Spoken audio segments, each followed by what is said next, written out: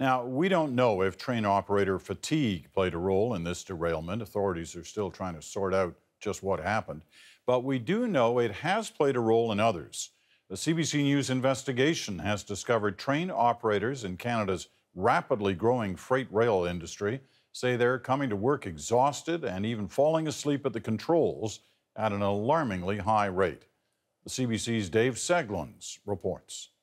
Driving freight trains means long hours, unpredictable shifts, day or night, and away from home. A number of engineers tell CBC they can lose focus, even nod off at the controls. But I've been kind of in a daze, in kind of a hypnotic state, I guess you could call it. That. He even missed a signal. Yes, I have. It's not a good feeling. We may have caused an incident, and we may have caused somebody their life. Transport Canada is looking into rail fatigue. Last spring, a rail union involved in the government's working group polled 1,900 of its members. 75% of freight operators report falling asleep on the job. Most say they're chronically exhausted, and many fear discipline if they book off. They blame a 24/7 on-call system that leaves them with no predictable work schedule. My biggest fear is that we have a catastrophe like Lac-Mégantic that will be attributable to fatigue.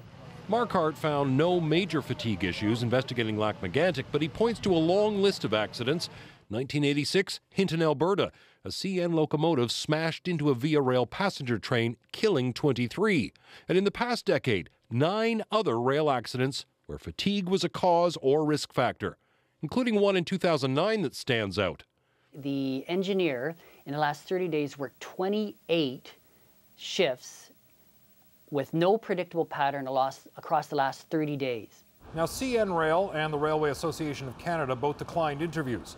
But CP Rail's president this afternoon told CBC News that indeed fatigue and scheduling are problems for more than half of CP's engineers. And they pledge now to work with unions and Transport Canada to help improve conditions to ensure their crews are getting enough sleep. Dave SEGLINS, CBC News, Toronto.